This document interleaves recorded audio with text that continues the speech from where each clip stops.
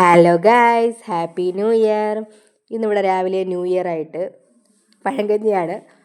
അതിനുള്ള തേങ്ങ തിരുവാണ് കേട്ടോ ചമ്മന്തിക്ക്.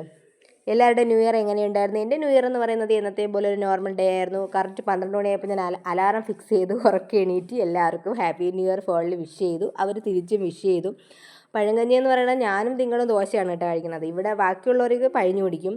പഴഞ്ഞിക്ക് കൂട്ടാനായിട്ട് മീൻകറിയുണ്ട്, സാമ്പാറുണ്ട്, പിന്നെ മുട്ട പൊരിച്ച്, പിന്നെ ചമ്മന്തി.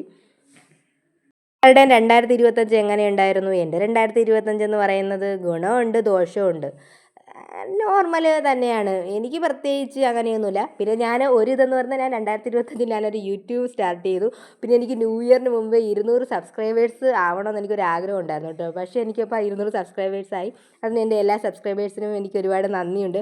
അപ്പോൾ ഇതുവഴി ഞാൻ നെയ്ദോശയാണ് ഉണ്ടാക്കാൻ പ്ലാൻ ചെയ്തത്. പക്ഷേ നെയ്ദോശയാണ് ഉണ്ടാക്കിയത്, പക്ഷേ അത് ചീത്തയായിപ്പോയി, അത് ശരിയായിട്ടില്ല. പിന്നെ അപ്പോൾ ഇന്നലെ ന്യൂ ഇയർ ആയിരുന്നല്ലോ, അപ്പോൾ ചേട്ടൻ കുറേ പൂത്തിരി കൊണ്ട്